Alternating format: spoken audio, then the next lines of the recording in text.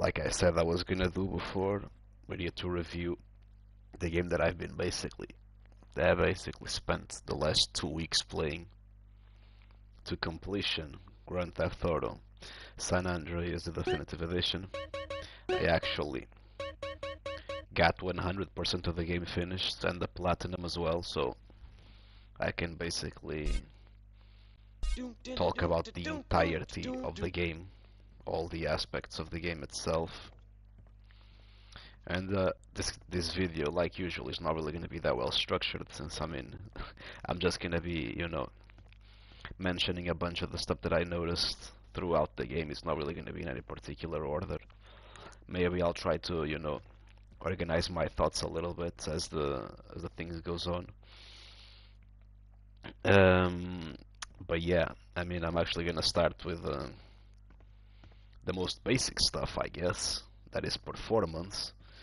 The original GTA San Andreas always had issues with performance. It was never really the most well optimized game, and well, this game is actually worse, believe it or not. Somehow they basically managed to make a remaster for a console like the PS4, which is like 10 years old, 10 years younger than the PS2, with none of the restrictions that the PS2 has, and they managed to make the fucking performance worse. Not to mention the fact that the game weighs like 30 gigabytes. This shit weighs 30. It's either 30 or 10. I think it's 30 gigabytes that this shit actually. Let me just check. I can just check right now.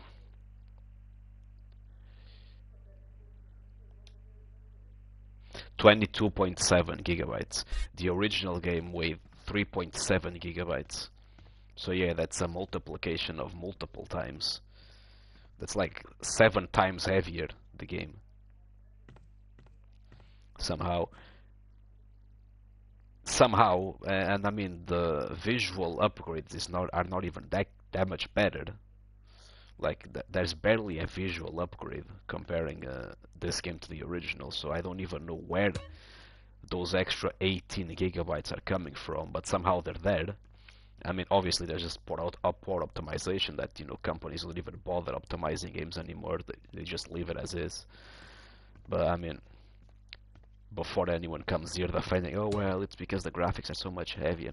They're not, because the graphics are barely any better than the PS2 version. But yeah, before we get into graphics, I'm gonna go into performance first. The original GTA San Andreas always had a particular issue that was a very bad render distance. A really bad render distance, where basically stuff just spawned out of nowhere in front of you. Especially if you were going very fast on a car or on a plane, you'd start seeing, buildings spawn out of nowhere. Basically, the game could not keep up with your movements, with your movement speed, so it basically lagged behind in terms of updating. They did not fix that in this game. In fact, they made it worse, actually. I feel like before the game only really struggled with planes. Like with cars, it was actually really hard for you to get render distance issues with cars. Now, though, not only do the issues with the planes remain, they also start appearing a lot more often with cars. While you're just driving around in a car, a decent, not even a very fast car, just a regular car at top speed is enough to cause issues with render distance. And it's not just, the building popping up out of nowhere, it's also the textures loading in. Like, a lot of times you're just going to be passing by a building and the entire texture of the building is completely blank. It did not load yet, so you basically have to wait like 1-2 seconds for the entire texture to load and the building to actually look how it's supposed to. And it's not just that, they actually added another render issue that was not even in the original game. It's not just the buildings, not loading or taking a while to load, or textures taking a while to load. They actually made something that it was not even in the original game, and I think it's just very impressive how they're just adding issues to a game that came on the PS2. They remastered this game and released it with more issues than the original. It's incredible. That is, car spawning. There's multiple cars in this game, like the cars that are parked usually in specific places, that do not spawn under certain conditions because the game did not load them. And those conditions are, for example, this happened quite a bit, once you're flying with a plane and you just jump off a plane with a parachute, cars that are supposed to be parked every time on specific areas are not going to spawn.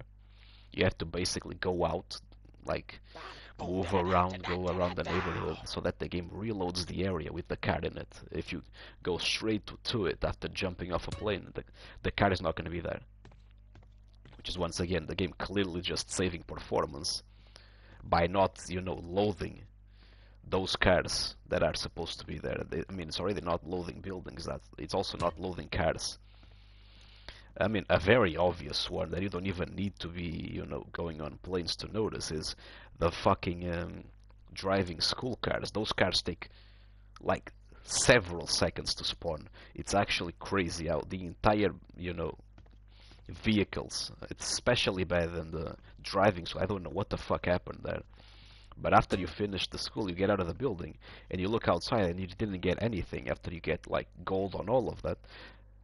You just have to realize that after staying there a while, the first car spawns. Then 5 seconds later, the second car spawns. And then 5 seconds later, again, the third car spawns. So you have to wait like 15 seconds for the 3 cars to spawn. And they spawn one by one by one. Like, it's extremely jarring. Like, the car just materializing itself into existence out of nowhere with you looking at it. Doesn't even have the decency of, like the plane just making the car not be there and then just spawning after the area reloads, after you go do, a little bit of a trip around the block. Like, it literally just materializes out of thin air, which is incredible. Another issue that this game has very clearly are continuous crashes and not exactly crashes, but freezes. The game freezes a bunch of times. Like, I also don't remember those freezes in the original game, but the game constantly freezes up for some reason. It starts becoming pretty annoying the longer you play the game, which again, you're gonna be playing for a while because, again, I'm gonna comment more on the content on this game later, but yeah, you're gonna be noticing a lot of freezes. I didn't really have any crashes, thankfully, but yeah, the freeze is absolutely a fucking problem. It freezes a lot of times for no real reason. And then I don't know if this is like a glitch or a performance issue or whatever, but I also noticed like something that was not in the original. That is, a lot of times you just notice a lot of times you just notice while you're driving with your car, random police bikes especially just spawn out of nowhere. I don't know what exactly is going on there. A lot of times I just notice in the middle of the road, especially in highways, a random police bike just spawns in the middle of the road. And I thought it was like a crash the first time I saw it, like a random NPC crashing the cop, and the cop fell down, but I don't think it is. First of all, police bikes usually don't even spawn in that area that I was seeing that happen. That was in the countryside. And second of all, the cop was actually nowhere to be seen, and I actually noticed it several more times because this happened a lot. It wasn't just an incident, an isolated incident. It happened a lot, several times. So I don't know where that is coming from. That is a glitch that I never really saw in the original game. I think it's just happening now with random police bikes just showing up and it's actually annoying because it causes traffic jams on fucking on the highway, which just makes traversing the map very annoying, even more than it already is. But yeah, that's a weird glitch, I guess. But yeah, in terms of performance, that's it. I don't really think there's anything else to say. Yeah, I really don't get why they did not bother to improve at least the performance, man. To get rid of the render distance issues. The PS4 could absolutely handle that. I really don't fucking get it, man. And I think that's it for that. now we can get into gameplay. I mean, gameplay-wise, I mean, this game has the exact same problems all the other Definitive Edition remasters have, that they basically just ruin driving. In this game in particular, it's not as noticeable as in the previous games because the original GTA San Andreas already had a little bit more realistic weight proportions on the vehicles. Like the driving is not as jarring comparing the original game to this one. Because in GTA 3 and GTA Vice City, the cars literally did not have any weight to them, so them basically being understeery and being hard to turn makes no sense. GTA San Andreas already had a little bit of that, so it's not as jarring. That, you know, the car just feels unnatural being that light and not being able to turn. In this one, it's not as jarring. It's also not as hard because they changed the GTA San Andreas, the original, and already had a little bit more understeer compared to the other games, but they still increased the understeer for sure. They absolutely did. And I mean, it might not be as noticeable in the cars or in bikes, even though it is there. It's slightly increased. I think what they did was actually they brought backwards like the understeering nature of GTA San Andreas back into Vice City and 3, which actually ruined the driving in those games. In this one, I think they tuned it up a little bit. Nothing crazy. I mean, but the place where it's really noticeable, it's obviously still on motorcycles. Motorcycles are clearly way more understeering. They continue having the same issue they had before, which once again just makes bikes way less fun to drive overall, just like it was in Vice City Definitive Edition. But especially in planes, like it's really fucking noticeable on planes when you're trying to lift off the airport and you're trying to maneuver the plane into the runoff area while you're basically pressing down on the power with in this case the X button, pushing the power down on the plane, making it go forward. Once the plane hits a certain level of speed, it basically does not turn anymore. It basically it basically becomes completely understeery, and it's really annoying to maneuver because you have to let go of the power, nail exactly the direction you want to go, and then only then start powering up. And the thing is, yes, it makes sense, it's realistic, whatever. It's still annoying for a game like San Andreas that is not even supposed to be realistic anyway. It's still annoying, and not to mention it's not really realistic because the speeds that you're going at would not really lead to that much understeer. It's not as if as I was going at fucking 200 miles per hour on the highway. I'm literally just slightly accelerating the plane, and the plane is already understeering and making it impossible for me to drive. But yeah. That's an issue like all this. It's not as bad, not as jarring as in the other two, but it's definitely still an issue.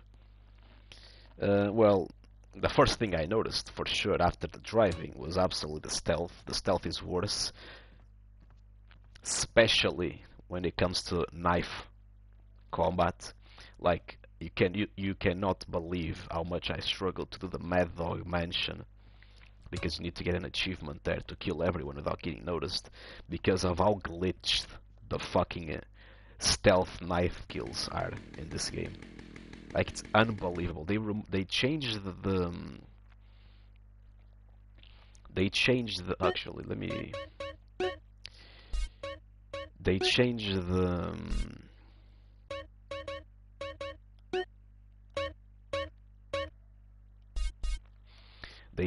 the way the aim works. You don't really have the same. They changed it all three games for some reason. The auto aim doesn't really have the same, you know, highlighting that it did in the previous versions of GTA 3, Vice City, and San Andreas. They removed that. It doesn't really have that highlighting to show you that you're targeting a certain character. And overall, it's not that terrible, the visual. Even if I like the original more, it had a little bit more soul, whatever. The main issue, though, in all, especially in this game, I don't think the others suffer as much from that. That it becomes intelligible who you're actually targeting. In this game, though, once you're using the knife, it actually becomes hard to tell that you're actually aiming at someone. And a lot of times you actually are going to think that you're actually in position because it was already hard in the original game. You can never really judge perfectly the distance, but it was just the distance. You always knew that you were in position to attack, not in position. You always knew that you were aiming at the right character. With the new aiming mechanic, you actually don't even know if you're aiming at the character you're trying to stealth kill. So a lot of times you're going to be put in position, but the CJ is actually not aiming at the guy, and he's just going to get up and do a regular knife attack rather than doing the stealth kill. So you already have the issue of, that was already in the original game, of not really knowing how exactly to measure the distance between you and the character to do the stealth kill. Now you also have the issue of not even knowing if you're actually aiming at the character, because the way this aim works makes it impossible almost for you to tell that you're actually aiming at the guy. And even worse, I mean, several times I did a stealth kill, like the animations were just completely botched, like CJ didn't even do anything. I clicked on the ball, the animation didn't do anything, at least for CJ. CJ stayed like this, looking at the guy, but the guy actually had the animation of him being killed while CJ was stopped. Like he was not doing anything. It was like this, but the guy in front of me was actually receiving the animation of being stealth killed, even though CJ was not doing anything. And that happens quite a bit, which is also something that did not really happen that much in San Andreas. It also happened, but not like this. I think they made it even worse again somehow. They made it even worse in the remaster, which is crazy.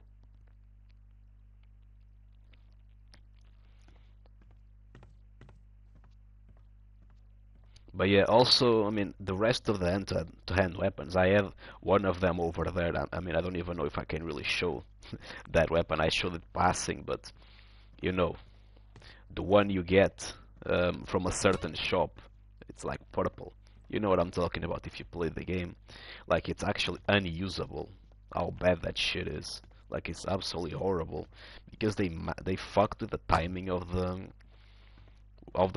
timing of the hits, and so you're trying to use that, the guy is just gonna run away from you. You're never gonna be able to get them on a combo. So that one in particular, it's impossible to use. The baseball bat is actually not terrible. The katana, I actually didn't really use it a lot to know compared to in Vice City, so I'm not really sure. I think it's a little bit better than it was in Vice City Definitive Edition, but definitely worse than it was in the original as well, using hand-to-hand weapons. The GPS sucks. Yeah, GPS sucks. It's an addition, and I mean it sucked on all of them. All GTA 3, Vice City, it sucked, but in this one it sucks especially bad. Like, it's unbelievable. There's several times the GPS straight up either just gives you a absolutely unoptimized mess of a pathway to get to the place you need to go, or straight up just tells you to go through the fucking through rivers, through sea. Just tells you to go pick pick up your car and go through the water and navigate through the water. Like, what the fuck are we doing here, man? What is the point of this GPS if it's like that garbage? Like, it's unbelievable, man. It's so bad in this game. I mean, a lot of time, sometimes it's useful because there's certain locations that, again, I don't like this type of game design, but there's certain locations, especially in Las Venturas and some in Los Santos, where you can only access those places through very specific pathways. Like, I mean, if you try to cut through the wilderness or cut through the streets, you're not going to be able to get there because the place only really has one access point, and you have to enter it way back to continue down that path all the way to that specific place. So it's useful in those regards, but overall it's terribly optimized, the GPS. It's really bad. In fact, most times you're actually better off not even following the GPS.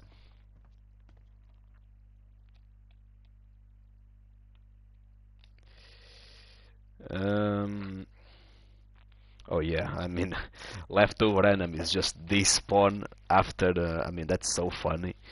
I remember very clearly. I was on a mission at the beginning of the game. It was the mission where you had to go after a Russian syndicate, and I basically finished killing the boss. Like, I mean, I was just ignoring all of the goons and just running straight after the boss and killing him. As soon as I kill the boss and the mission finishes, all of the Russians that were just shooting at me disappeared completely. It's the same with cops, but the thing is the cops don't really despawn, they just stop going after you. So that's not as bad, but fuck, the enemy just completely despawning out of nowhere. That's so weird, so jarring, and it happens in basically every mission, really.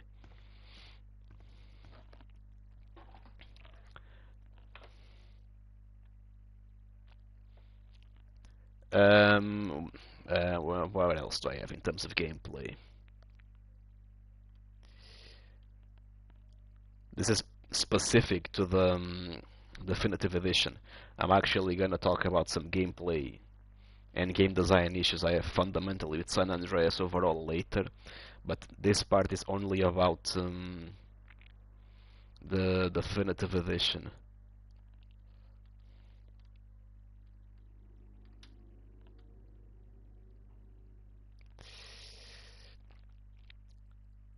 I actually added, I'm pretty sure they actually changed a bit of the interiors on the houses. I mean, I'm pretty sure they did, even if they did not bring a lot of variety. I guess that's something I can commend them for. I think they actually brought some changes, though. I mean, at certain points, like there's clearly some houses that should have had absolutely special interiors. I mean, you literally buy a massive mansion in Vinewood, you enter and it's literally the same interior as a fucking apartment in San Fierro. Like, that's so stupid.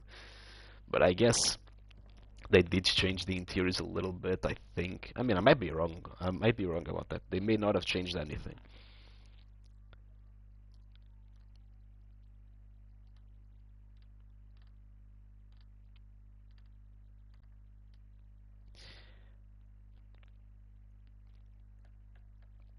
Oh yeah, this is something that they did not improve from the original game, but it's actually really annoying.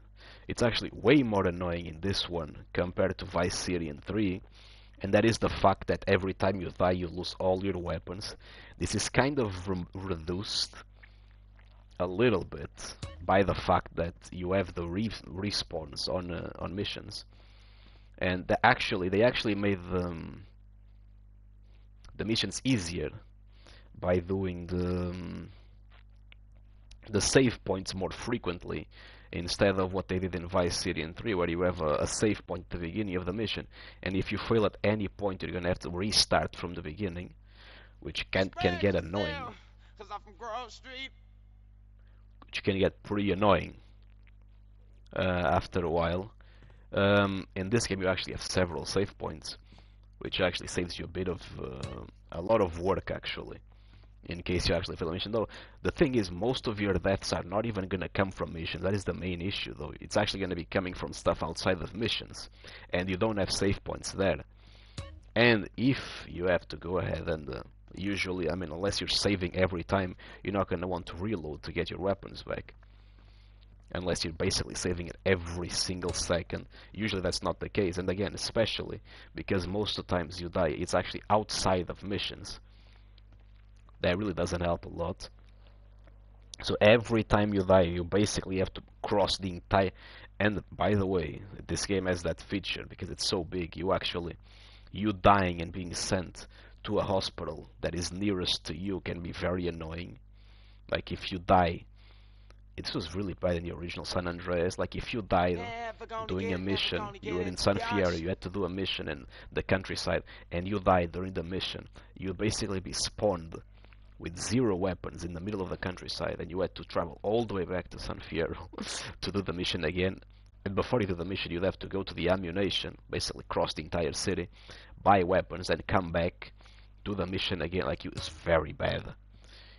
This game kind of saved that. Like, that was a really big issue of the original San Andreas, which this game actually helps you a little bit with the save points. You still have the issue of basically having to go to ammunition every time you die. And yes, I know there's a way to counter that, but most people are not gonna know about it. because the game really doesn't tell you anything about that. I'm gonna mention that in a bit, but honestly, I think it's just poor design. I mean, I get it. If you're arrested, okay, because being arrested is a bit harder. Yeah, it sucks, but fine. It's something rare that happens. But dying is too far. Like, you die several times. Like, actually, I just remembered another thing about the gameplay, is that they made jumping out of cars and bikes harder. Like in the original game, you could easily, as soon as you click triangle, CJ would jump out.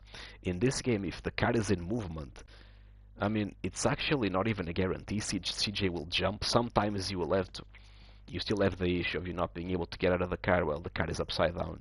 You actually could do that in the original San Andreas, in the original 3 games, GTA 3 and Vice City. They removed that ability in all of them, which once again just basically guarantees that you're gonna die if your car catches fire and is, rolling around, because you're gonna have to wait till the car rolls upside up for you to be able to get out of the car. You're gonna die. You're not gonna have time to run. Before, you could basically get out of the car even with the car upside down, which basically allowed you to survive. Nowadays, in these definitive editions, impossible to do that. You're gonna die as soon as your car is upside down on fire. Because it only allows you to get out of the car if the car is upside down, either if you manage to get it upside up, or if the car stops moving. And usually by that point you're not gonna have enough time to get out of the vehicle. But yeah, having to run across the map to get, because it's very easy to die still for random stuff. Go all the way across the map, usually across the city, to get ammunition and go back. I mean, it's really annoying. And yes, you can prevent that by getting the girlfriend, but first of all, the game doesn't even tell you that there's more. I mean, it might tell you, but it doesn't really tell you their locations. You need to basically luck out and be, passing by the specific location of the girlfriend. And it's very easy to miss because they have like a slight little blue spot on top of their head. If you pass by really close, it's very easy to miss. They're usually not even in places you're visiting naturally. The only one that you actually probably visit naturally is the one in the driving school, and that one doesn't even help you that much. Not to mention that they absolutely reduced the spawn rate of that specific girlfriend. It's actually very annoying to get her to spawn.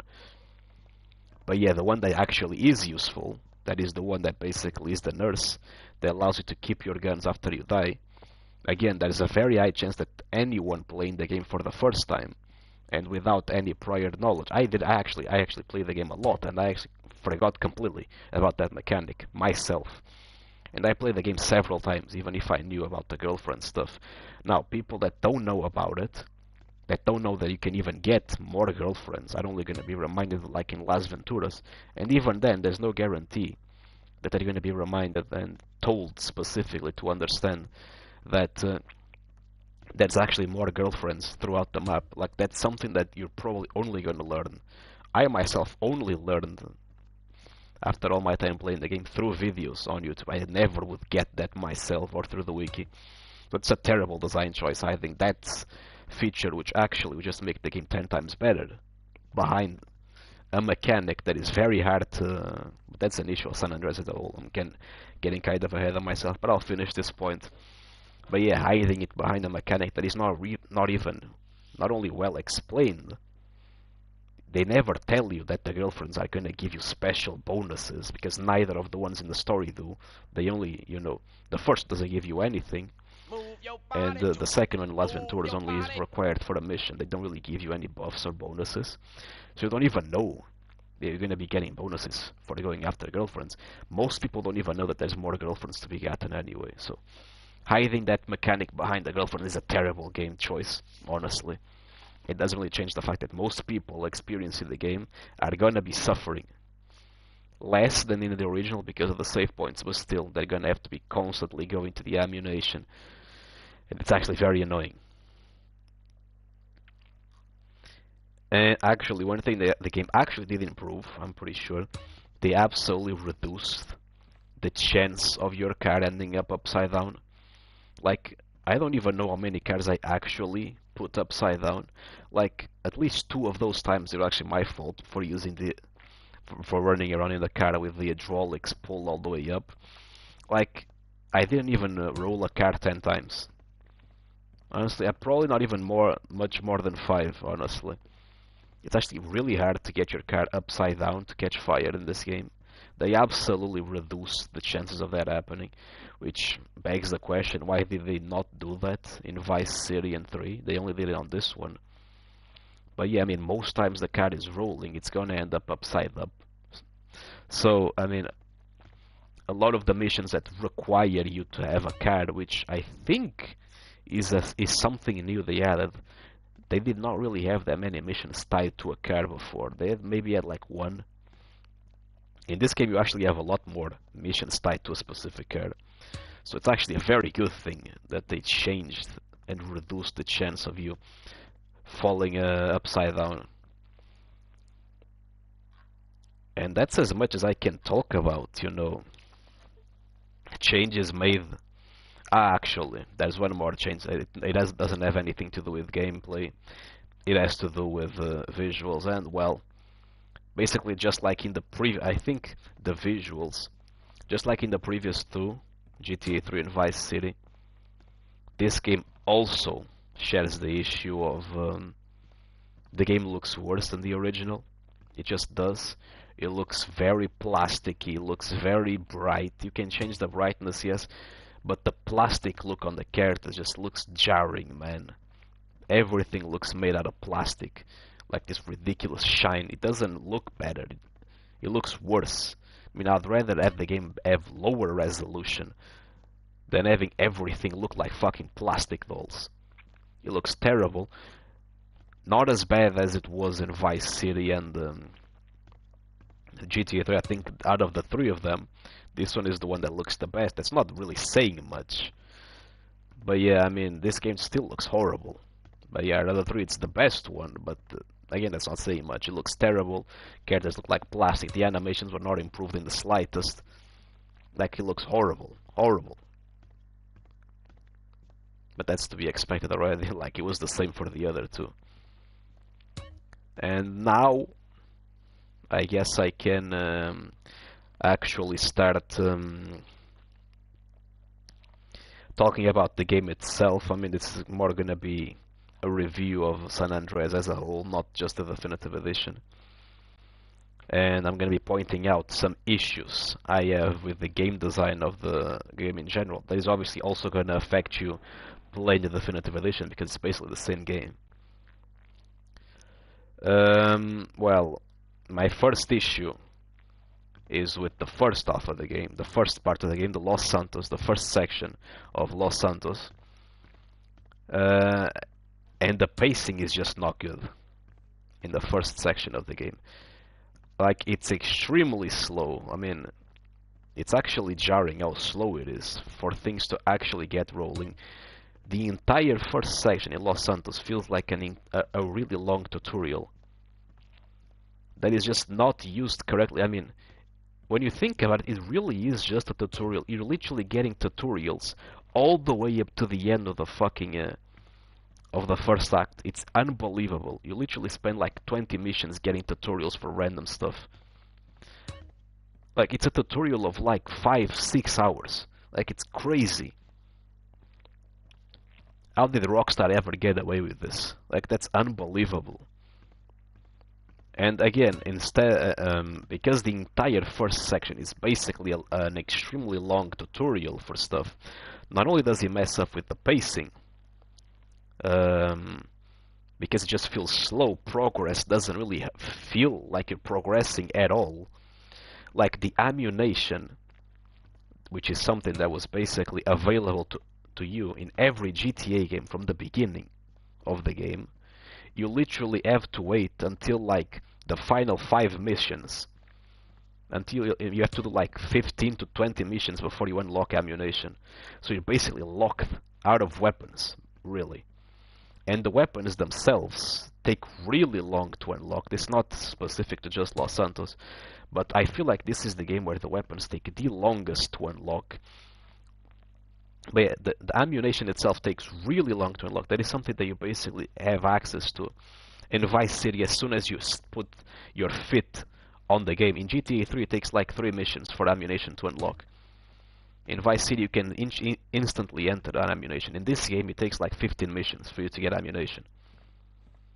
So basically, if you're a noob that doesn't really know a lot about GTA, you're gonna be limited to the weapons that the missions give you for the entirety of the first 15 to 20 missions because there's no ammunition.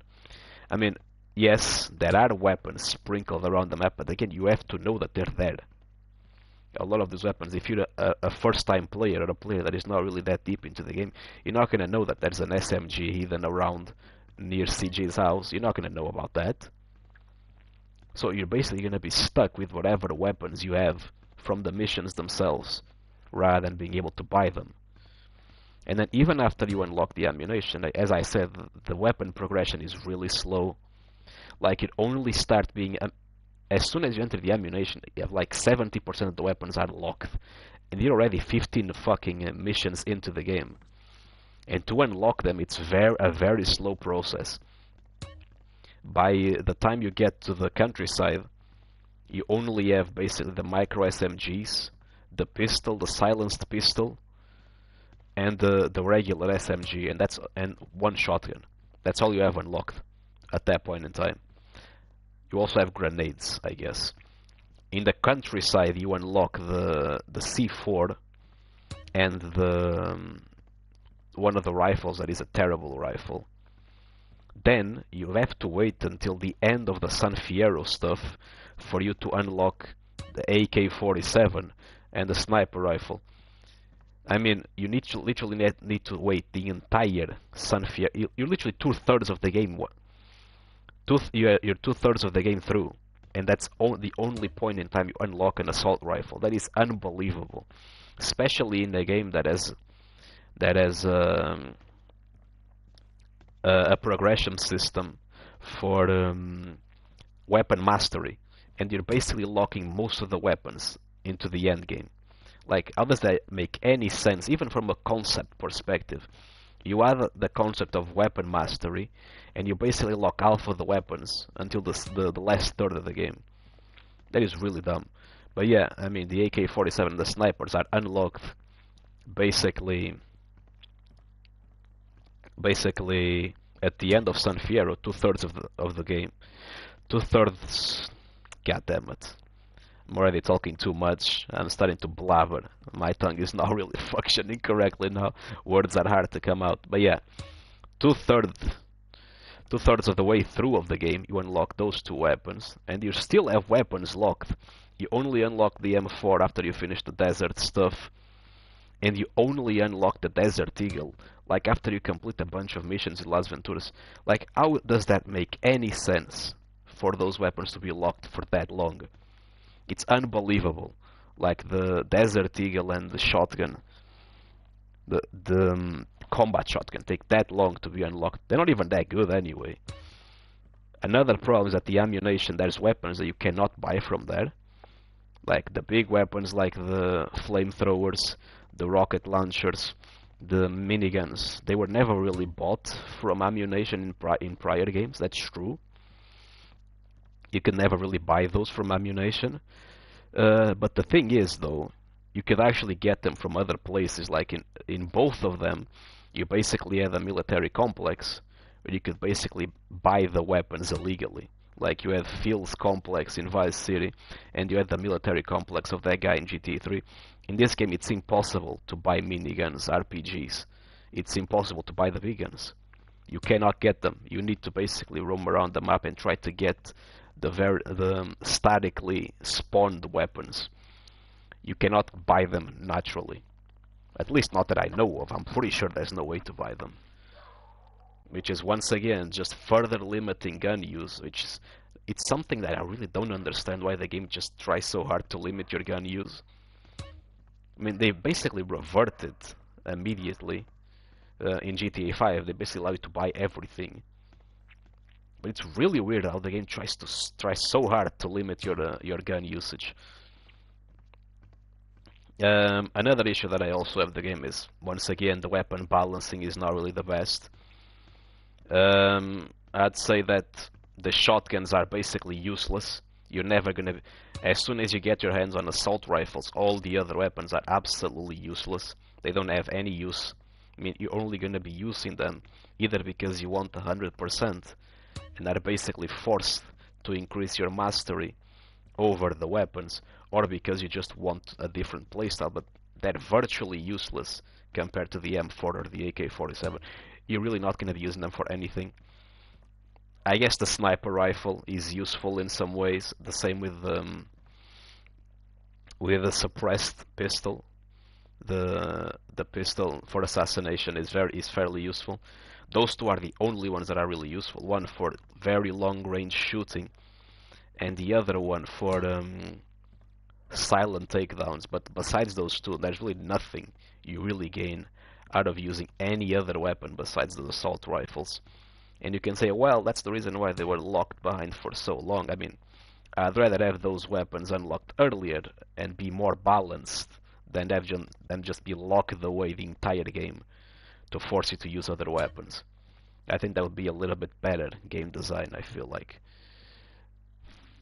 Um, the shotguns still have the whole stuff about staggering you. It's not as bad as in Vice City, where you get downed by shotgun shots, but it's a little bit better for you, the player. You don't get downed every shotgun shot you get, but I mean, against the AI, it makes the shotguns even more useless, unfortunately. And they're just outright bad guns. Like one of the worst guns in the game is literally this one right here.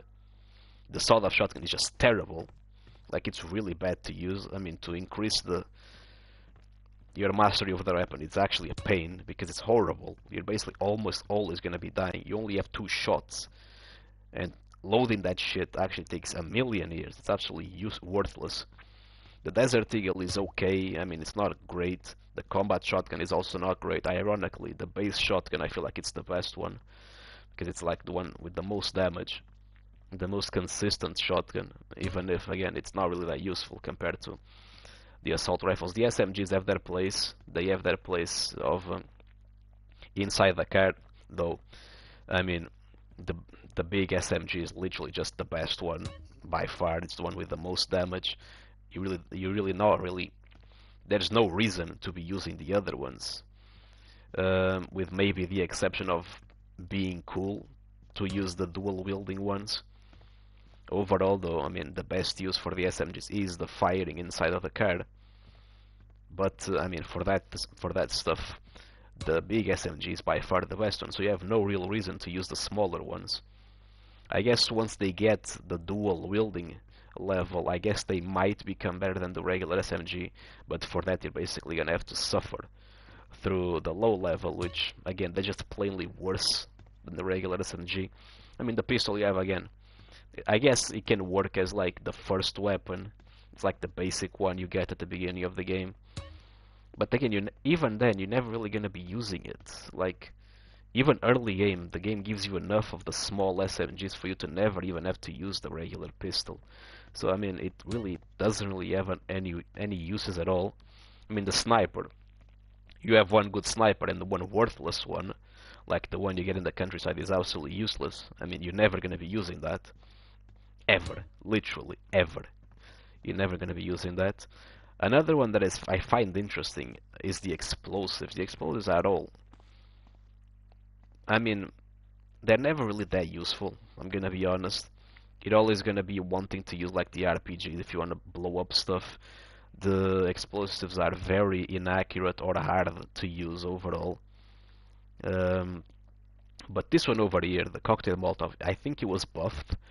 They actually increased the damage it does to cars, which was the main issue of the Molotov, is that they basically did no damage to cars in the original game. But again, they did not fix the issue of Molotovs being impossible to buy in ammunition. Like, why did you not put those Molotovs on the ammunition? It's literally the only weapon that is not like the special type of weapons that is not available to be bought.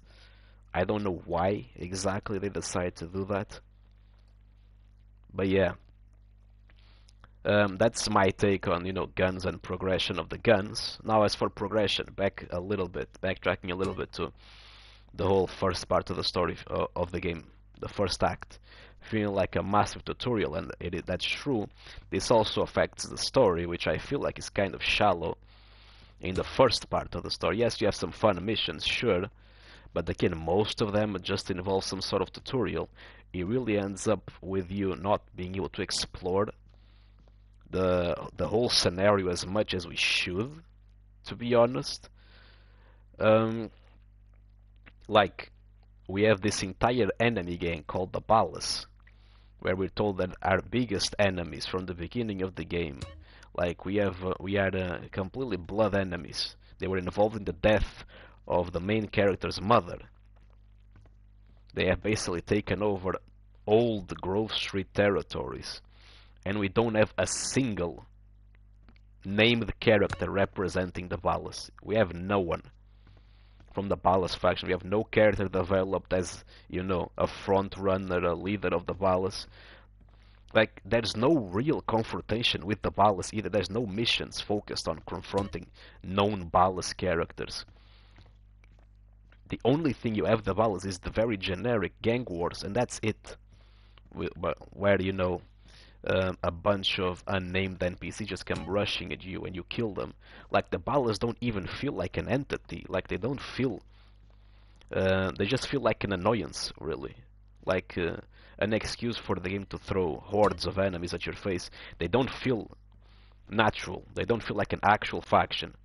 They don't have goals. The only goals they have is to oppose you.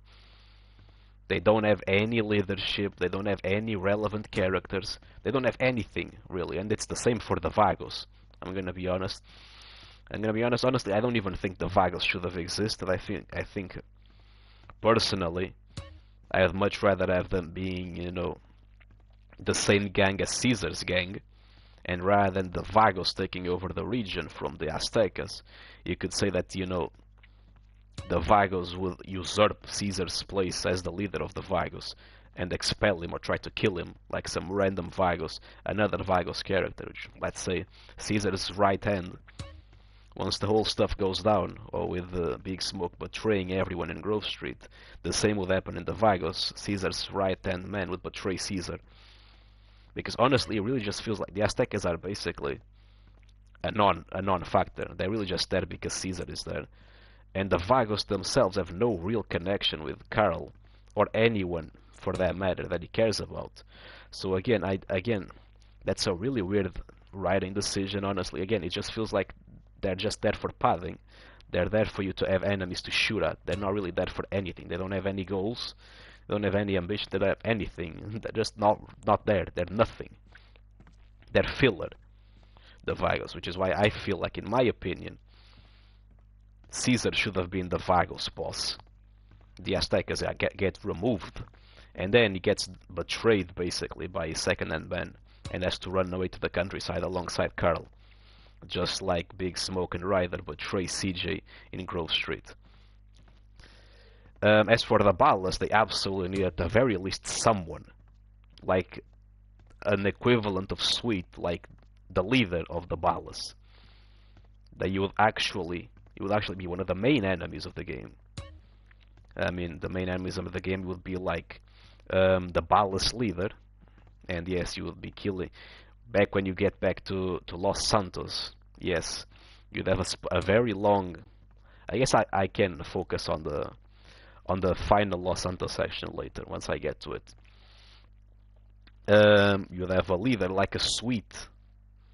For Grove Street, you'd have a Sweet for the Ballas, a Sweet type of character like the leader of the Ballas, and you would actually be able to know from that guy, that character, what the Ballas goals are. What type of organization they are, how they treat their own people, what their views on stuff are, what their objectives are, really, their relationship with Car, maybe even put some old friction or some ancient rivalry from when they were kids, maybe connect that to, the brother that CJ let die, which is another part that is really just brushed over, both his mother's death and brother's death really just get brushed over. You never really get a lot of that history being explored, which is again just a fucking waste. We never really get a big reason why CJ is like against drugs completely. We should have had maybe it had if it had something to do with his brother, and we explored all of that, and the Ballas being involved or something. The leader of the Ballas in particular. I think he would be a lot better off if we got to explore all of that. But yeah, well, as for the Big Smoke and Ryder betrayal, I mean, I think that's fine. It's pretty iconic, but I feel like we probably should have had a little bit more clues and signs that they were gonna betray you. Maybe some missions. I mean, yes, you did see Ryder and Big Smoke in a few of the missions. Crash coming out of that house, Tempany in particular getting out of that house. But I wish we got more, maybe like Smoke discussing some stuff that you only really get afterwards. Maybe him trying to kind of get CJ to his side and then realizing that CJ was never really going to leave Sweet's side or something. Indirectly, I think that would be a little bit better. Then we have the section in the countryside, and this is what I can probably start talking about. A major issue of this game, that being the map is too big. It is too big, and it's not too big like most of these games that have massive maps. It's not too big and filled with stuff, filled with life. It's very big and very dead and empty. A lot of the map is literally just empty space. Even the cities themselves are not exactly very popular with a lot of stuff to do. You have some stuff, yes, but not a lot. But overall, it's just very empty. The map is very... In fact, I can talk about map design at the end. It's probably going to be the last thing I talk about, map design and pathing. I guess I can finish the story now. For now. Yeah, I think the countryside is mostly fine. The only issue I have with it is Catalina. I personally, now that I've replayed the game, do not like the fact that they brought back Catalina into this game. I mean, it really feels like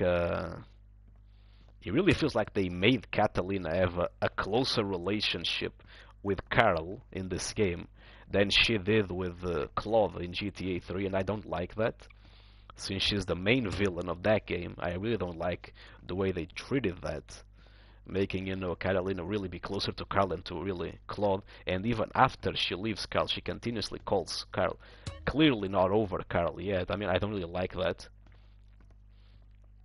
First of all. Second of all, I also feel like they changed their character. Like they made it into like a stereotypical Latina, like raging off, violent, raging off, but secretly liking you or whatever. Very violent, multiple outbursts of violence. Usually misguided without any real purpose, just violence for the sake of violence. That's what basically she was. Just a violent woman that had outbursts of violence. That's what she was. That's not what she was in GTA 3 though. In GTA 3 she was basically a cold and calculating woman that basically killed off anyone in her path, not just for random violence, but purely utilitarian. She would just go around, kill people that were in her way to expand her drug empire. That's not the same Catalina we have in this game. So, I mean, for bastardizing her character, really, because that's basically what they did, and for making this weird connection with Carl, that basically really weakens the connection with Claude in GTA 3, which I already talked about, is an issue in of itself. They did not explore that relationship well enough in GTA 3, but overall I think it was a terrible mistake to bring Catalina. I mean, you could have had a completely different character. I mean, call her, I don't know, Manuela or something. Have the same character, just not Catalina, man.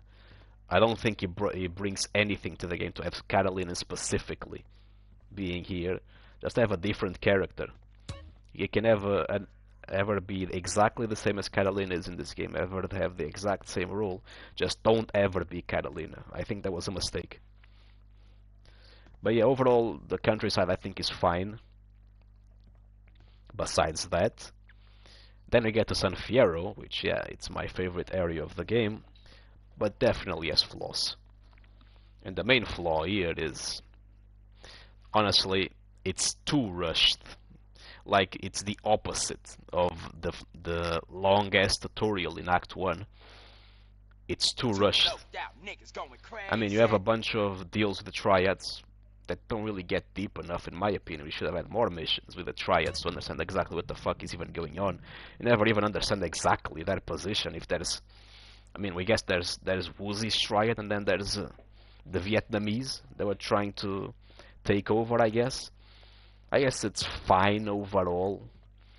But yeah, one thing that is very jarring though is that you can basically do all of Woozy's missions after you deal with the Los Locos Syndicate, and like I don't think that should be the case, because Woozy is basically helping you through multiple missions in the Los Locos Syndicate, and it just feels like if you don't do the missions for Woozy, it doesn't feel like you're tight enough for Woozy to be sending his men to help you deal with your problems.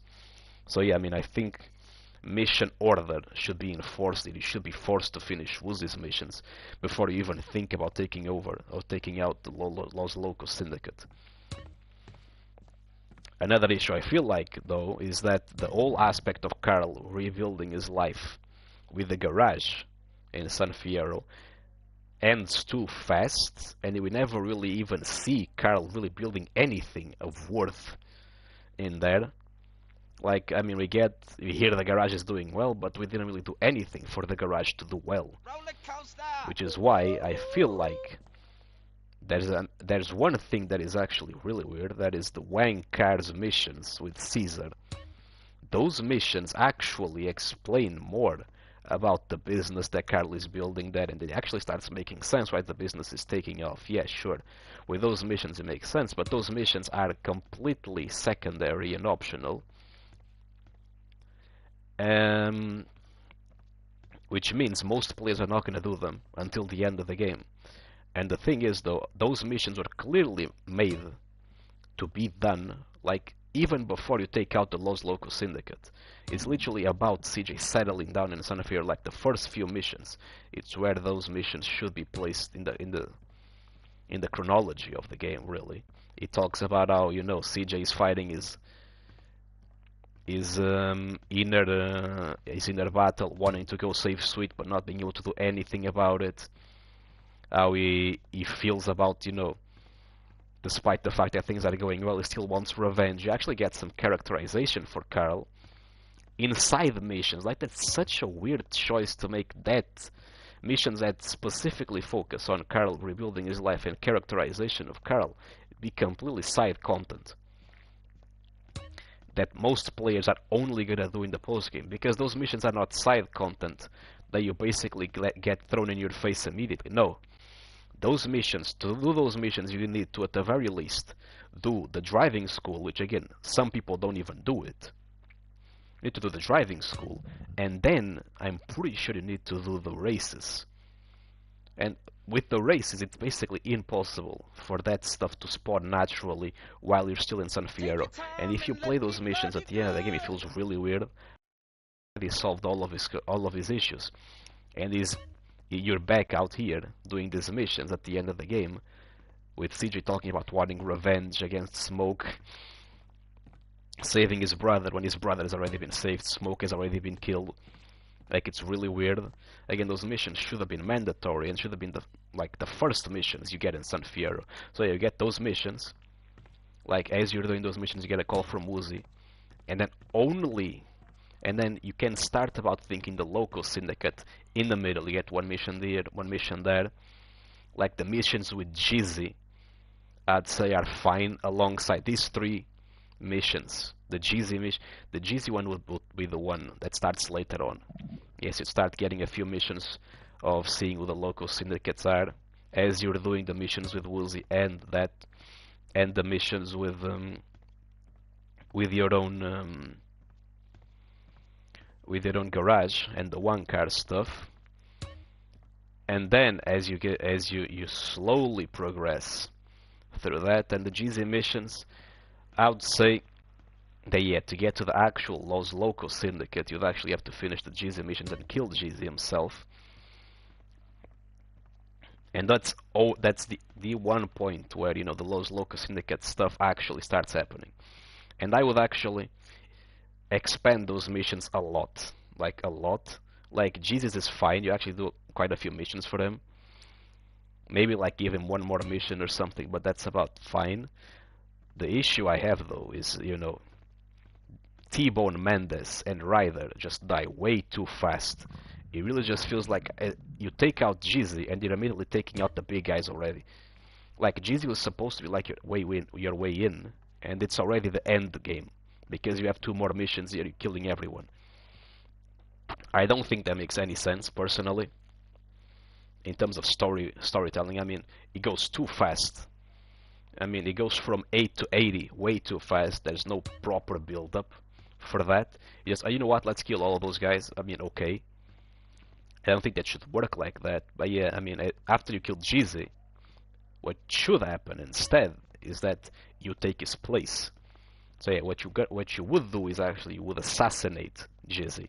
Not do the whole, you know, blow up his car. And then you would assassinate him. So that nobody actually knows who killed Jeezy, and then you take over the place. You take over the nightclub, and you become like the pimp of the city.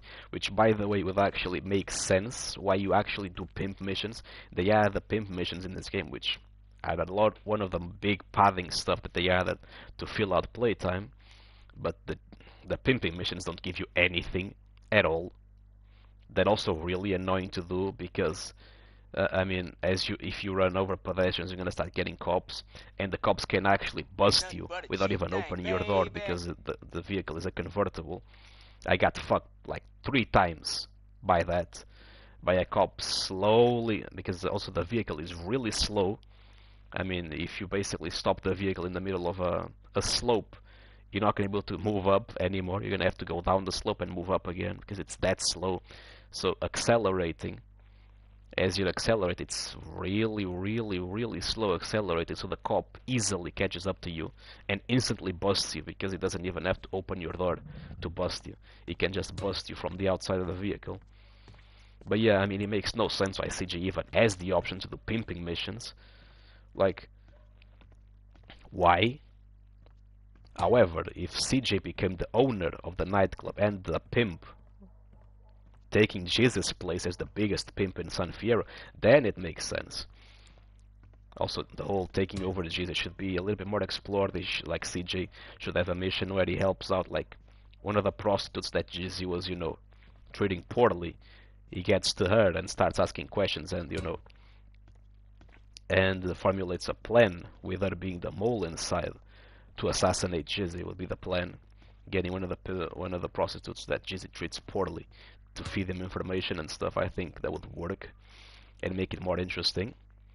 And then yes, CJ takes over the pimping business and replaces Jizzy as the head of the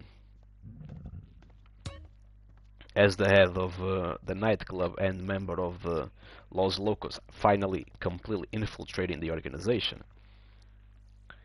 And then from there, you would actually do some undercover missions, blah blah,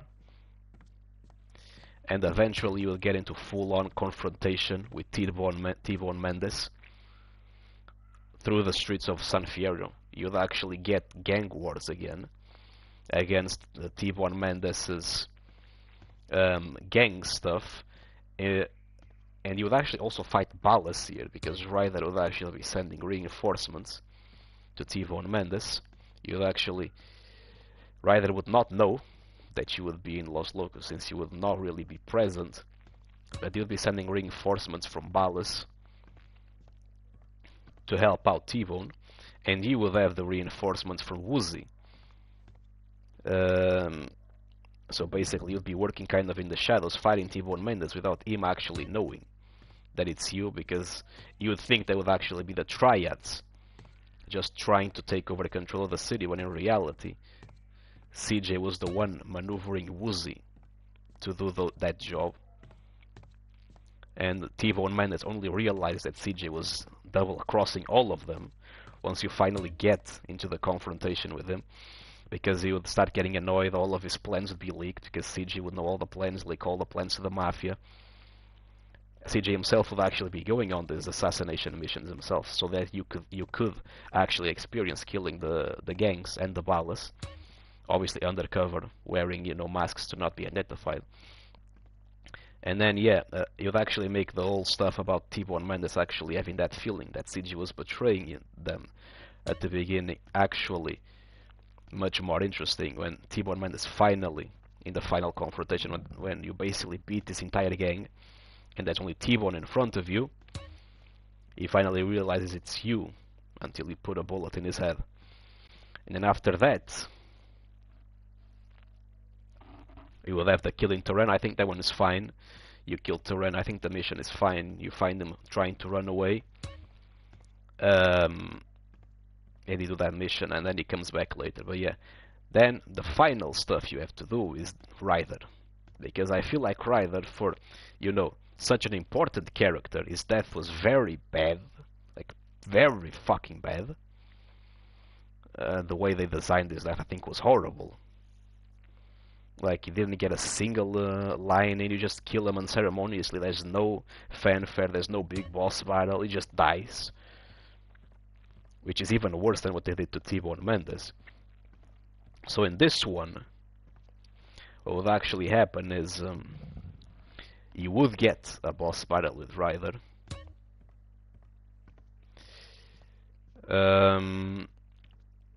And he would be in the final mission, the one mission you go into the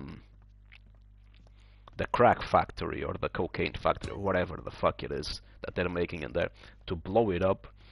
That place would actually be guarded by Ballas, and Ryder would actually be inside trying to get money to escape. So yeah, you end up going there, blowing the place up. It would be more of a boss battle, though.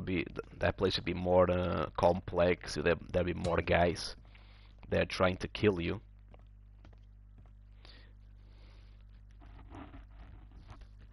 And then eventually you get to Ryder, but Ryder runs away, basically. Telling CJ that you'll be paying for that. Yeah, CJ blows up the entire thing. And that's the one idea that I had for a boss battle with Ryder, that after you blow up the entire place,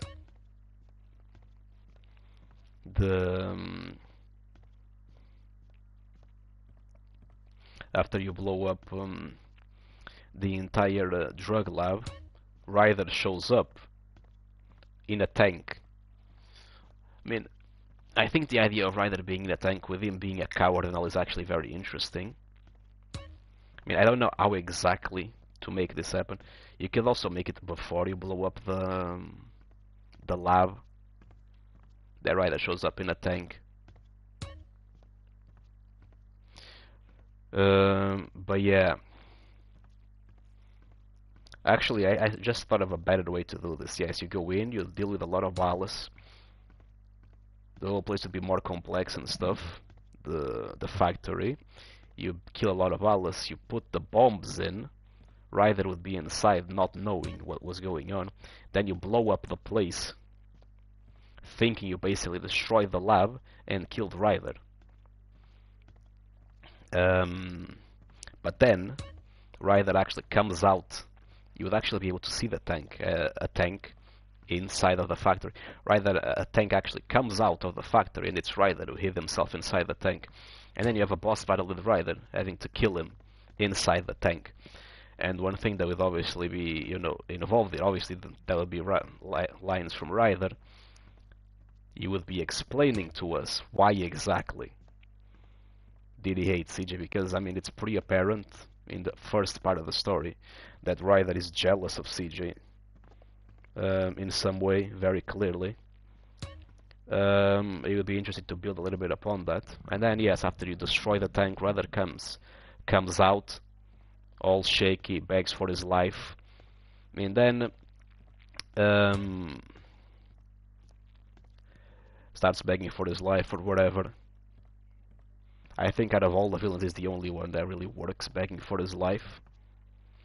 But yeah, before as CJ is about to put to put his gun down, Ryder tries reaching for his weapon, and yeah, CJ shoots him. I'd say that's a better way to end the Los Locos Syndicate. The whole part about that. And the reason why I didn't really focus as deeply on the story in the other games is because honestly, I really just don't feel like the story in the other GTA games was as... I actually should have focused it more.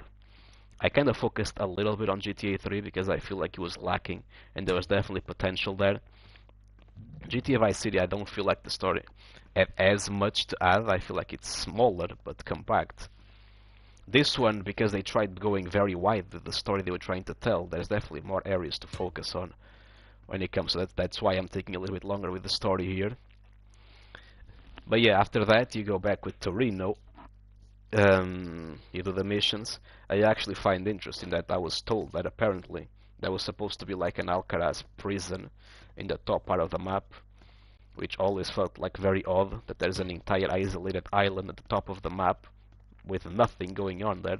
I actually feel like it would actually be very good if that stuff was there, and if CJ was actually sent in there by Torino undercover to do some stuff as like one of the final missions for Torino. Then he sends you to the airport, and then in the airport, I'd say all the stuff in the airport is fine.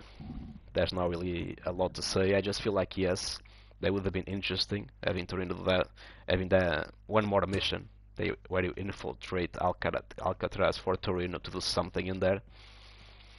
And then overall the stuff is fine until you basically get to the end of the airport section. What is not fine though is what happens in Las Venturas. Because in Las Venturas it really just feels like the story just decides to take a pause in the back seat. Because all the stuff that happened up to this point was like CJ actively working towards his goal of saving his brother and thwarting the drug operation going on between the Balas, Vagos and Smoke in Los Santos. The Las Venturas portion of the story, I mean, it really just feels like a complete detour. You start getting involved in casino dealings that have nothing to do, that really do nothing to further your purpose in the game. You go around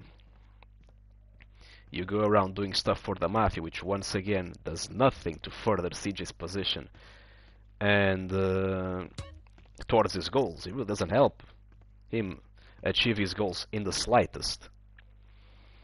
So really, it just feels like the story just takes a pause, like nothing that is happening there is related to the story whatsoever. Like, Torino just stops talking to you. CJ doesn't start pressuring Torino because he basically was hinting the entire time that he was gonna release his brother. So CJ doesn't do any pressure there, he just does random business to get rich while his brother is rotting in jail. And he really doesn't seem to care that much. I mean, it's really weird. I mean, you get some missions from Tempany and stuff, which further the plot, which I'm gonna get to later. But yeah, these missions, I really wish there was some way to connect them to the main plot. I don't know what should be the case. I mean, yes, I guess you could basically get I don't know, Torino basically cutting off all communication with CJ for a while. CJ getting pissed, going to Las Venturas and trying to take matters into his own hands. But I mean, him doing the casino stuff, it really just feels like there's no connection. That also having the Mafia involved again for the third game in a row gets a little bit tiring. I don't know what would replace the casino dealings and the Mafia, to be honest, but I don't know, something else, man. And that something would be, you know, with CJ trying something to help his brother out. I don't know what he'd be doing exactly. But yeah, maybe working, that's gonna be something for later. But yeah, one thing that I actually would want to change is, you know, Podolsky's death once again felt very meaningless. His death felt really weak. He came out of nowhere. He had no real lasting impact. The boss battle was horrible. if you can even call that a boss battle. I mean, the old stuff, the old schematics to make that death happen also just felt stupid. Like, why didn't Podolsky just shoot CJ and instead just ran away? Like, the whole cutscene feels really awkward. I mean, the mission where you kill Podolsky. I mean, he just shoots Hernandez and then, instead of just shooting CJ as well, just runs away. Like, what the hell, man? And also, Tempany does nothing about Podolsky being killed. While he knew that CJ killed him, he does nothing against CJ, I guess. Just leaves him be. But yeah, I mean, instead, what I'll do is that, yes, Hernandez gets killed in the cutscene, but instead of Podolsky running away, he basically points the gun at CJ again. And instead of, Hernandez being the guy that betrayed Crash and was selling the information, Tempany's information to the media, you'd actually get to know there was actually Podolsky, who was actually the traitor. And he was betraying Tempany specifically because he wanted to get out of Tempany's shadow. And actually, not because he's a good person or whatever, but because he wants to be the top dog, the top corrupt police officer and get into Tempany's position. And he basically tells CJ that he can basically die like Hernandez did, or he can work with him to try and topple Tempany, which is basically their common enemy. And CJ would accept that. And he would basically have some missions with Podolsky and CJ working to kill Tempany eventually. I think that would be more interesting than whatever happened in the final stretch of the game where somehow Tempany got... Well, I guess I'll get that later.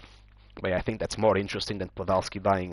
Podolsky is still gonna die in this game, but not like that. I think we can get more out of his character. It's more interesting this way.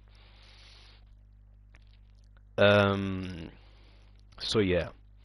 As for what CJ does in Las Venturas, I don't know. I mean, you'd have to find something that leads CJ to believe that working in that would actually help him save his brother. But yeah, you still find Mad Dog, I think that's fine. Then, after you return to Mad Dog's mansion, yeah, you get some more missions for Torino. He finally shows up again. I think that's fine as well. You get Sweet back. This is the final stretch of the game, which is also very rushed, unfortunately. You have that little issue with the Sweet and Carl not really seeing eye to eye on stuff. I think that's fine as well, even if a little bit, even if it could be explored a little bit more. Now here is where stuff would really change. If you actually spent more time building up the Vagos, making Caesar the leader of the Vagos as well, and building up the Ballas and actually making a character, an actual real character, with a name as a major antagonist, basically being the leader of the Ballas. This is where, the whole conclusion would be a lot more epic. But you basically, after you get, Sweet back, you'd have two storylines here, one with Sweet, one with Caesar. With Sweet, you would be, fighting the Ballas off. And you'd have multiple missions of multiple wars.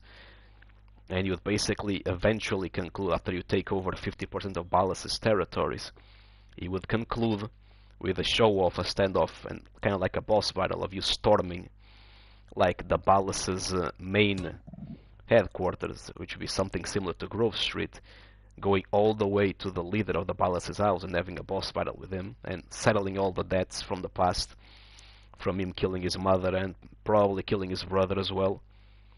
It would be like actually a minor climax, and then with Caesar it would not be as big, but it would basically be you helping Caesar out, dealing with the Vagos, and helping Caesar reclaim his position as the leader of the Vagos. You would not instantly conquer all the territories in the map. There will be still some stragglers from both the Ballas and the Vagos that you'd be able to take over after the end of the game. But yeah, you'll be dealing with most of the stuff like this. And then yes, you'll get to the big smoke battle, which feels a lot better now that you basically cut off both legs of smoke by beating up the Vagos, or rather getting Vagos under Caesar's control, and basically hurting the Ballas a lot by killing their leader. and taking and destroying that home base would really, rile up Smoke.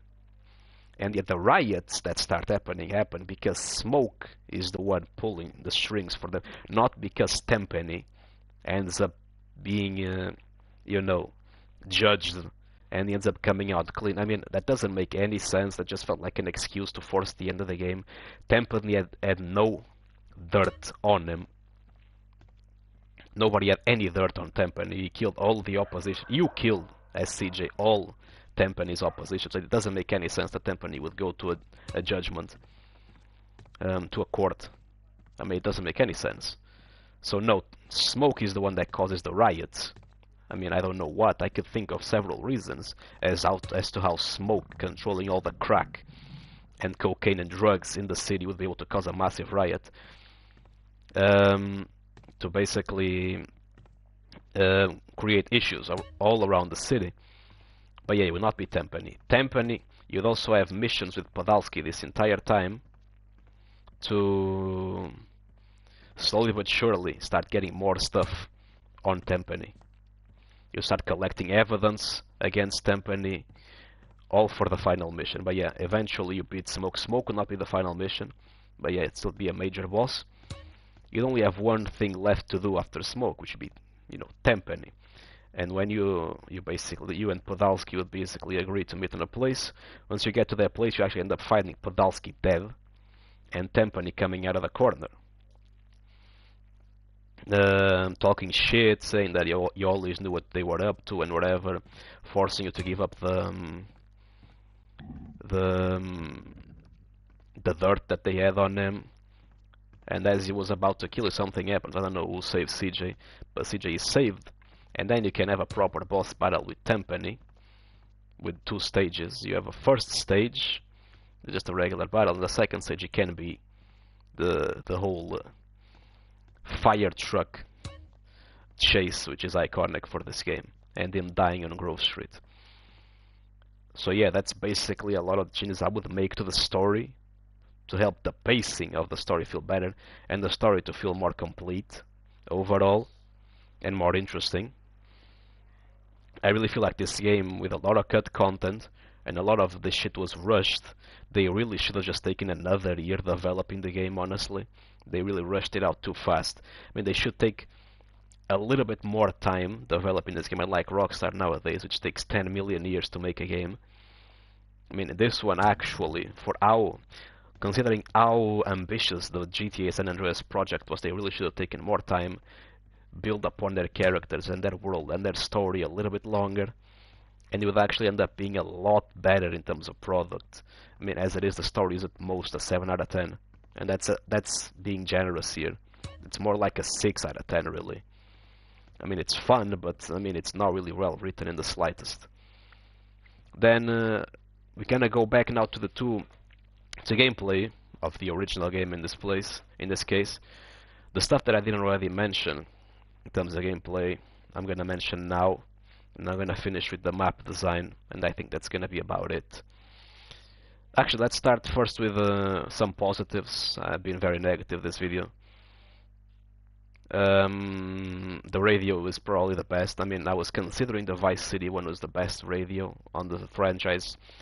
It's not. This one edges Vice City's radio by a little bit, by a tiny bit. So yeah, I mean, even if, and this is a big problem in this game, the map is too big and there's a lot of missions that require you to use bad cards or just bad cards spawning around you when you're in the countryside, so you're forced to go very long distances with very slow cars, which is very annoying.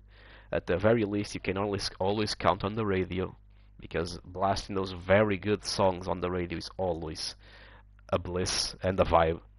Like, you have so many good songs, so many good radio stations, it's incredible. That is good. I mean, the comedy is actually really fun. The satire is incredible in this game. Like, it's really funny. Like, I don't know what did Rockstar mean by this. The first game with an African American protagonist, and they decide to add a burglar mechanic into the game. Like, what did Rockstar mean by this? Like, the first time ever in GTA, and honestly the only time ever you're able to burst into people's homes and steal their stuff is the game with the African American protagonist. What did Rockstar mean by this? But yeah, the commentary in the radios, I think it's the best commentary you have. Like, it's hilarious. And sometimes it's actually sad because literally a lot of the satire that you hear on the radio is actually real in the modern times. It's actually incredible how sad it is to look at all this back. But the satire is incredible, specifically because it aged so well as well. Like, it's really good for a modern world. So yeah, it's very good there. Car variety is decent, even if most cars feel like they handle absolutely the same. The ones that don't handle absolutely the same handle like trash. So yeah, it's unfortunate. And you have some nice side content. Like, I really like the schools. I think they're nice. I like the races. They're fun as well. The jetpack is absolutely a nice addition. Like, it's something that they never added back ever again. Just goes to show. Even the planes, being able to just go from city to city, even with the terrible game distance rendering. It's still incredible being able to use a plane and jump from one city to another one. They actually removed planes in a later game. GTA 4 does not have planes. Just goes to show how much they try to, add to the game. They added a lot of mechanics. The stats are actually pretty interesting. Able to basically mold CJ however you want, change the haircut, change the clothes, change the muscle. Even if muscle, I ended up getting a little bit sour on it because of the requirements for the girlfriends. That ends up becoming very annoying, honestly. But overall, I think they're all positive. The girlfriends themselves are not a terrible mechanic. To be honest, I would not have chosen the girlfriend mechanic itself. I would have chosen something else to get those benefits. The discounts on the ammunition and the pay and spray, the not losing guns once you die or once you get caught, busted. I would have changed the mechanic to something else and obviously make it much more apparent to the player. Because overall, I don't know, I don't think the whole girlfriend stuff is very interesting. Not is the whole mechanic very deep or well thought of. You just have to go ahead and add sufficient sex appeal and that's it. Sufficient sex appeal and muscle/fat indicators. But that's pretty boring overall. I would change that to something else. But yeah, races, there's a caveat though. The plane races are horrible. As I already talked about, planes are very hard to control. They always were. Even in the original, it's hard to make very specific moves. But in this one, it's even worse because, again, the planes also suffered tremendously from understeer in the skies. It's actually really hard to turn them, which means very precise inputs in a lot of those races that are required because you're going through bridges, going through buildings, are very annoying. But yeah, besides those, the races are fun. Then, I guess we can get into the less positive. There is one thing that is always very common in GTA games, that being the vehicle export. It's called Grand Theft Auto for a reason. But I feel like in this game it actually makes the experience a lot worse because the map is too big. Like, it's too big, so you having to carry cars all the way from Los Santos back into San Fierro is really poor game design. It's really annoying to do. Again, it's too big. The travel times are ridiculous. And as if that was not enough, they decide to make the place to export cars as inconvenient to use as possible. They basically put the export place on top of a ship, and the only way to get to the ship, that's like a very tight ramp that goes up. So basically, the heavier vehicles, you're not even going to be able to do that going through those ramps. And there's a high risk of you just dropping the car and rolling upside down if you don't enter the ramp through the correct direction. There's another way, that is using the crane to do it, but that's just so slow and boring. Again, literally just use the garage like you used in all of the previous games. Why did you make the whole process even more annoying? So yeah, overall there's that. Yeah, I mean, it's not as not it was already not the most fun stuff, but it's very annoying. Honestly, the fact that it also only unlocks after you do the missions, the racing missions in San Fierro makes it even worse because I feel like this should be something that the player goes and does all throughout the game, getting this specific card, getting the notification. Oh, actually, this card is actually ready for export. Let me take it there. It should be something that goes along, like to the point where most players, if they actually take a little bit of time, whenever they're going through the game, actually get most of the stuff done by the end of the game.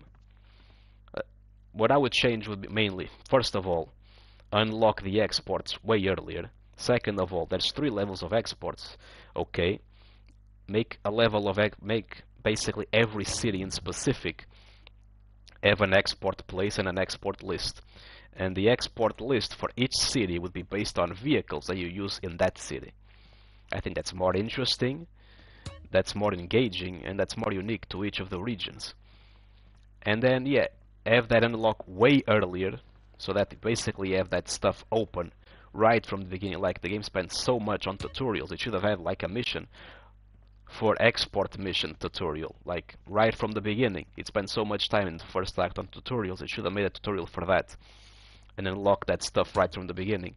And you should have export places in all 3 cities to basically prevent you from having to cross the entire country to export everything in San Fierro. And third, just make the export place a garage. Don't make me go up a fucking ship. And instantly 10 times better. Instantly 10 times better. The experience. Then there's the property management, which honestly is not nearly as good as Vice City. Vice City itself had issues with some of the stuff, but I mean, Vice City at least attempted to give you interesting missions for all of the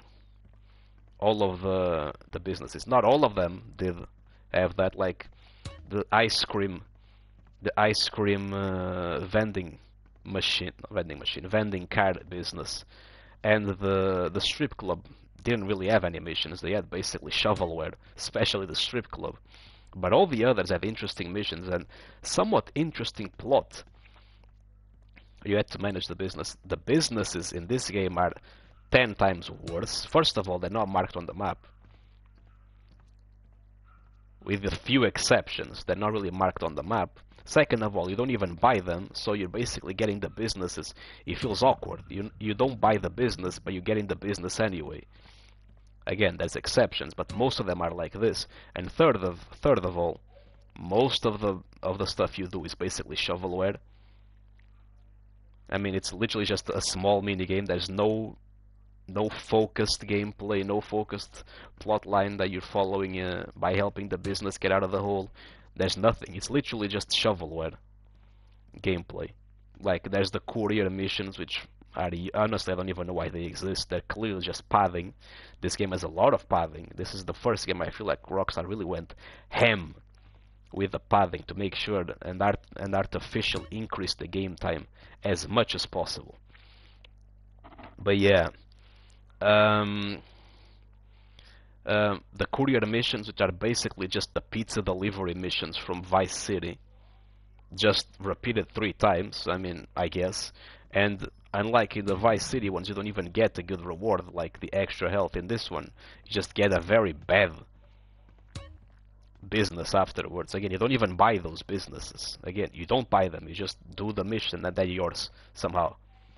Then you have the transport missions. Again, you don't buy the transport company, you just do some deliveries. All of a sudden, the business is yours. Not to mention that the transport ones, I mean, the courier missions are shovelware, but at the very least you can get them done fast. They're not that annoying. The transport missions, there's a very big chance you fail by wrecking your car, your truck. It's actually very annoying as well. You need to go very long distances, and especially in the ones where the cops are after you, like, goddamn, man. Goddamn, they're so annoying.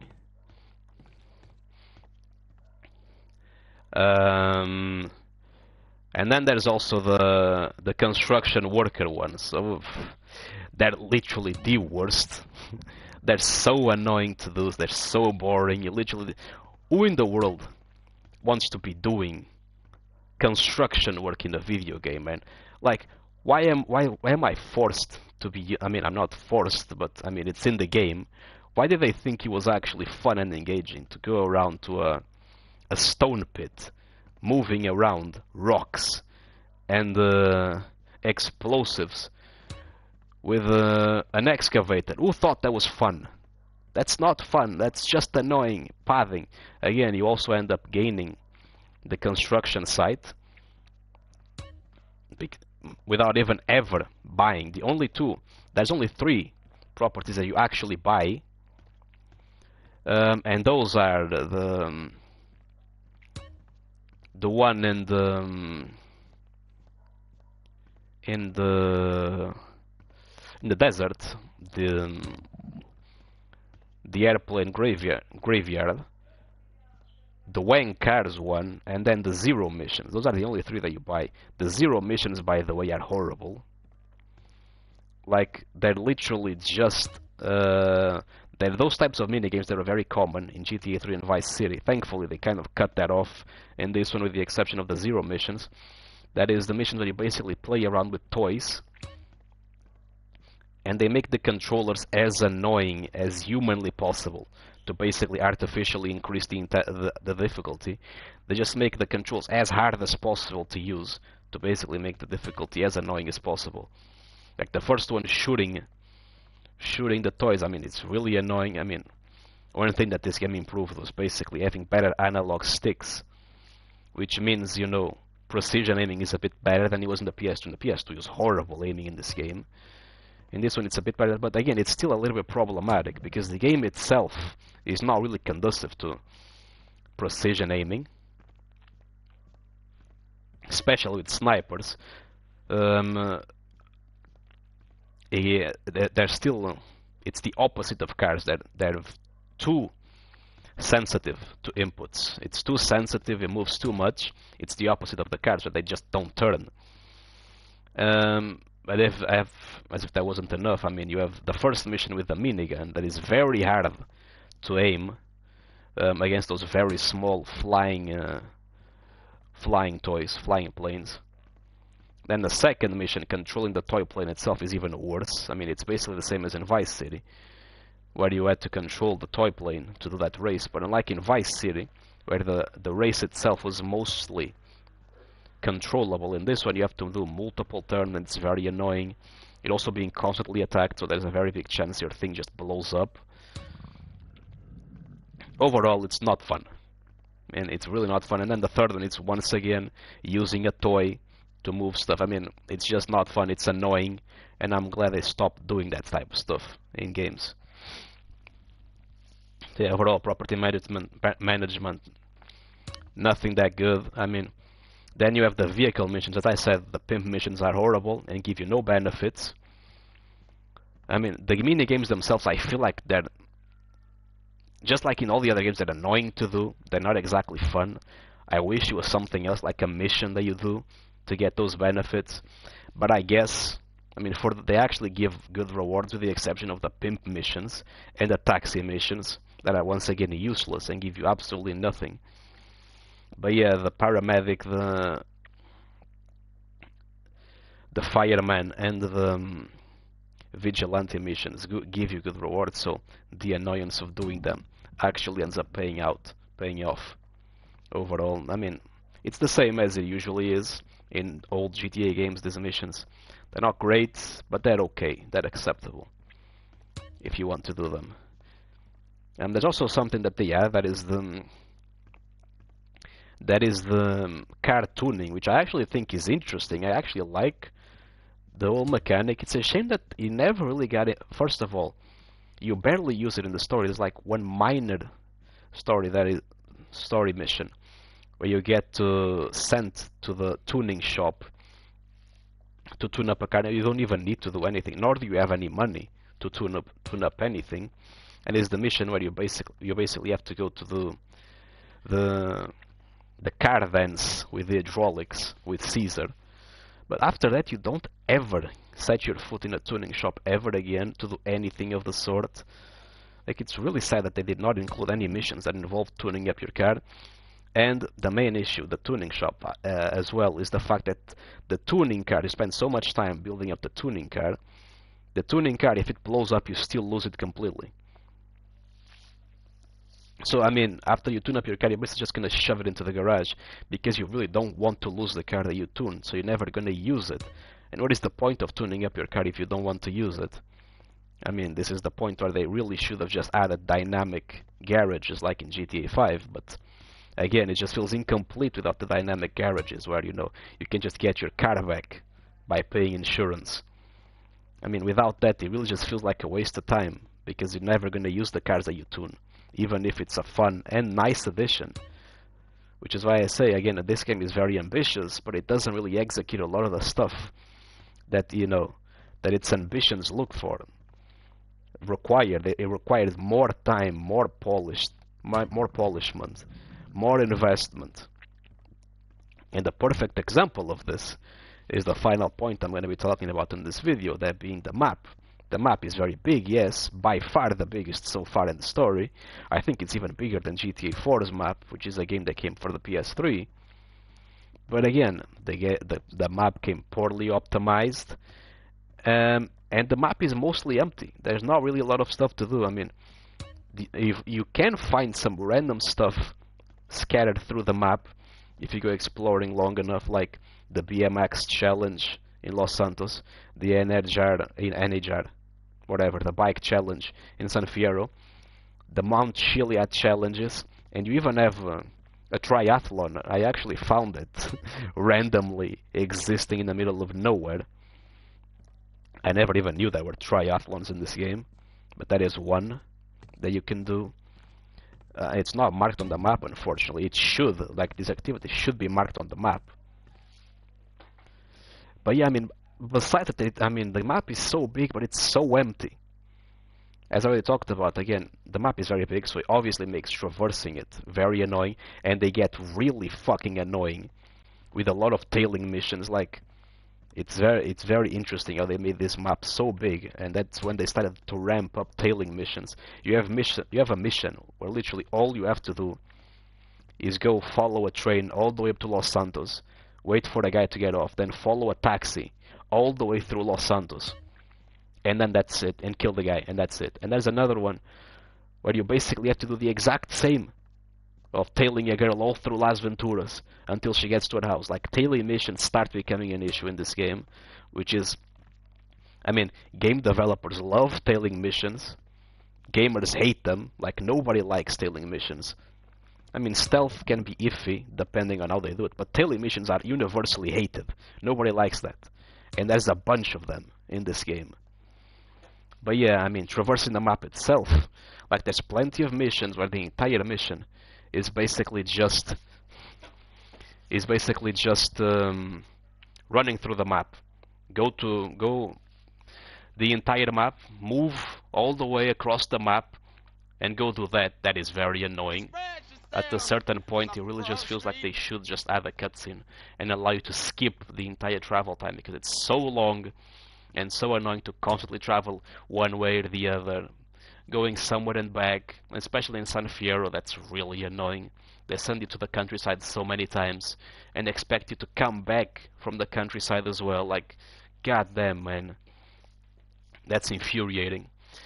But yeah, in terms of map design itself, like, focusing a little bit less, like, before that, yeah, there's a bunch of small little towns across the countryside, in the desert as well. The issue, though, there's a bunch of those towns, but they feel dead. There's nothing to do in those towns. You have nothing to do in those towns.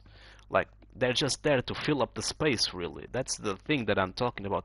There's no real purpose for a lot of this stuff. It's just there to be big. It's big and empty. But yeah, as far as the map design for the cities themselves, I feel like San Fierro is actually very well designed, probably one of the best designed cities in all of GTA history. It's not massive, it's the smallest of the three towns, the three cities. It's also very well interconnected. There's a bunch of nooks and crannies that you can use to cut time and do shortcuts. I mean, I think everything is so well connected. There's multiple ways for you to get to the same place. I think that's basically what made the first city of Vice City so good, and I actually think they did it very well in San Fierro as well. I can't say the same for Los Santos. I mentioned in yesterday's stream, like, most people are gonna play the entire game without even knowing that there's a fucking airport in Los Santos, because the airport is just completely isolated from the rest of the map.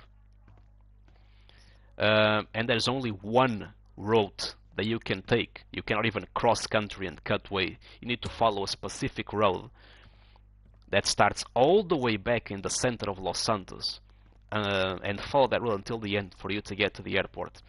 The airport itself is also then very hard to access. It's very isolated, hard to access, annoying to get there. Very poorly designed in that part. And as for the rest of the city, it's not exactly the best to traverse. There's a lot of there's not a lot of backdoor escapes. There's not really a lot of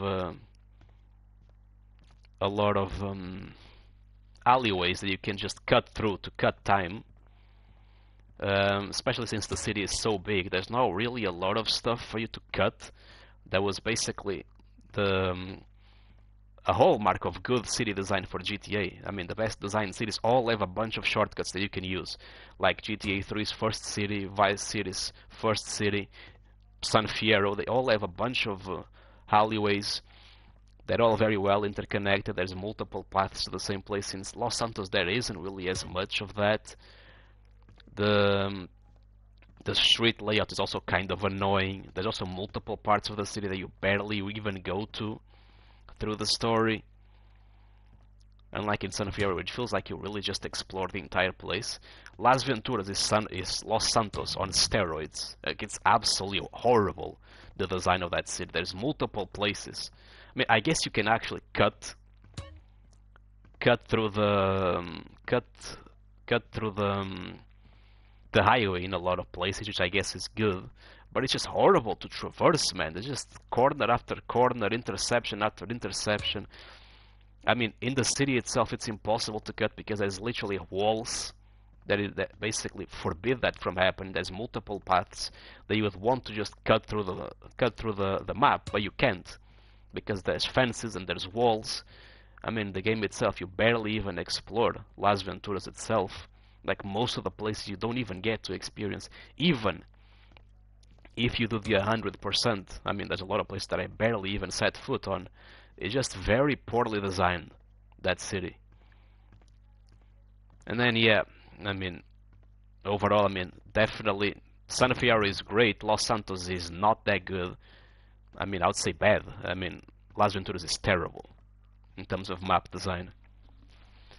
And then finally, the collectibles. Yeah, there's the collectibles. They decided to just, once again, in that aims to basically increase the padding as much as possible in this game, they basically multiply the amount of collectibles times a million. Like in GTA 3, you have the drug packages to collect. And there was like 50 of them. In Vice City, you also had drug packages to collect, and there was 50 of them. In this game, you have 50 clams. They are the most annoying thing to collect because they're in the middle of bodies of water. So you have to dive, and diving is extremely annoying. Speaking of diving, there's a mission that forces you to get lung capacity, and my god, man, that is such a painful grind to get the required lung capacity. God damn, man, that is horrible. Absolutely horrible. But yeah, 50 clams, and yeah, going to water, getting out of the vehicle, going into the water, diving, getting that stuff, and then coming back up is very annoying. You have the 50 photographs, which are the easiest to do, honestly. They're also the ones that are marked really on the map because they kind of glow at night. They're the best and easiest to do, but there's still 50. That's already 100, double of the collectibles of previous games. You have 50 horseshoes, and then you have 100 tags. That's 250. That's 5 times more collectibles in a map that is way bigger as well, which makes it even worse. At least, you know, there's also the stunt jumps. I bet there's a bunch of them as well, but at least those are not required for the 100% or the platinum. But there's also that, if you want. There's also the video games on the consoles. But yeah, I mean, it really feels like they really tried really hard to pad out this game as much as possible, but with a lot of the stuff that they used not being that good or high quality. So yeah, overall, I'm gonna now finish because I've been speaking for a while. This review is way too long already. I'm gonna be finishing up by giving my thoughts. First on the definitive edition, I mean, horrible. Literally just a worse version of the original game. Don't play this one, play the original. Don't even spend a cent on this. Don't ever support Rockstar for the blatant cash grab that this garbage over here was. So yeah, it's a 2 out of 10. It's actually, in my opinion, the worst of the definitive edition remasters, because it did not fix any of the performance issues at all, besides making the game just worse. The original San Andreas, definitely a very flawed game. I can respect that Rockstar had, even if a lot of that ambition went not perfectly implemented because they rushed too much. They did not have enough time to create the proper atmosphere and the proper implementation of a lot of their ideas and ambition. So overall, it's a flawed game. Definitely marked a lot of people's childhoods, I guess. But overall, I'm gonna have to give it an 8 out of 10. Even if it's a lot more expensive than Vice City. In my opinion, I think the Vice City experience, being smaller and more tight, ends up being for its benefit. It's a more well put together game than San Andreas. It doesn't feel like it has as many holes as San Andreas. San Andreas, overall, if the game had its full potential and ambition realized, it would have been an all-time greater, but it did not. And for that, I'm giving it an 8 out of 10. I would recommend anyone that hasn't played it to play it, yes. But I don't think it's a masterpiece. But yeah, that's about it. That's all I have to say for this video. Thank you for watching. If you liked the review, be sure to subscribe, smash the like, all that stuff. Hit the bell, whatever you want. If you didn't like it or if you hate it, and if you feel attacked because I attacked your childhood favorite game, well, also feel free to let me know in the comments. And that's it. Thank you for watching. I'm out.